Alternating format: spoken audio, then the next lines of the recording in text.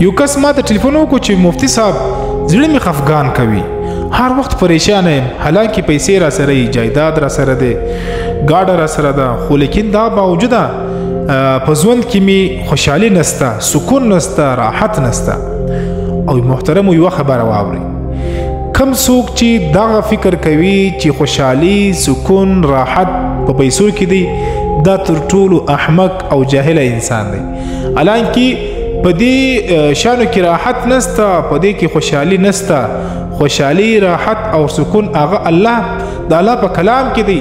ځکه الله خپل فرمایي چې الا بذکر الله تطمئن القلوب. د الله په ذکر سره، د الله په کلام سره د زړه اطمینان چې دی هغه حاصلېږي.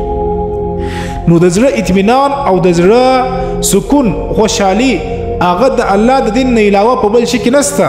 که ته چېرې دا فکر کوې چې ښه ډېرې پیسې به پیدا کړم او بیا به همیشه دپاره روغ صحت وي را سره، ښه ډېرې پیسې به پیدا کړم بیا به همیشه دپاره زما ژوند خوشحاله وي او په ارام په راحت سره به اوسم، دا فکر دی غلط دی.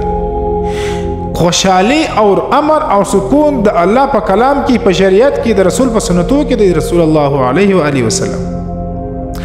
نو چې کله ته د قرآن سره دوستي وکړي، کله ته چې قرآن د خپل سینې سره ولګوي، د قرآن پر احکاماتو باندې عمل وکړي، د قرآن زده کړه وکړي، هغه وخت به تاسو ته دا خبرې په یاد درسي چې واقعي د زړه خوشحالي او اطمینان او سکون دا د خدای په کلام کې دی، په قرآن پاک کې دی.